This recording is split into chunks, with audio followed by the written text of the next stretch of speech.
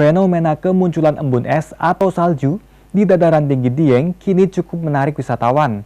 Badan Meteorologi, Klimatologi, dan Geofisika Stasiun Banjarnegara, Jawa Tengah menjelaskan terjadinya force atau embun es karena molekul udara yang lebih rendah di area lokasi.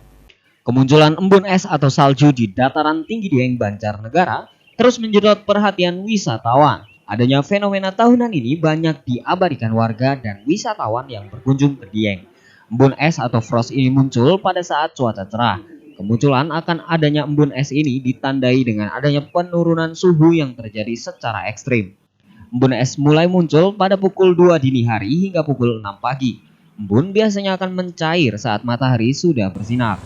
Sementara terkait adanya fenomena embun es di Dieng ini, Stasiun BMKG Kabupaten Banjarnegara menjelaskan terjadi karena molekul udara di daerah pegunungan lebih renggang daripada dataran rendah, sehingga cepat mengalami proses pendinginan pada saat cuaca cerah.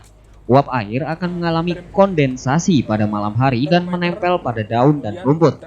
Kondisi ini membuat sejumlah tanaman dan rumput yang terkena bisa mati dan kering. Kondisi topografi lokal Dieng menjadi salah satu pengaruh kemunculan embun es. Sejumlah daerah dataran tinggi di Indonesia juga berpotensi mengalami penurunan suhu hingga 0 derajat saat akan memasuki pergantian musim saat ini. Utamanya terjadi karena adanya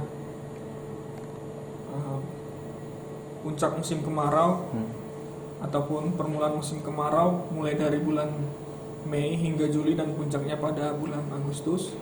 Kemudian karena adanya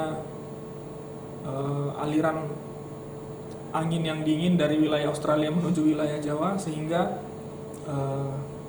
wilayah Jawa sendiri ataupun hampir menyeluruh di wilayah Indonesia terjadi penurunan suhu. Kemudian faktor lokal yang menyebabkan suhu di wilayah Dieng sendiri menjadi lebih ekstrim karena adanya faktor lokal, yaitu molekul udara yang lebih renggang di wilayah Dieng sendiri, sehingga terjadinya kondensasi udara.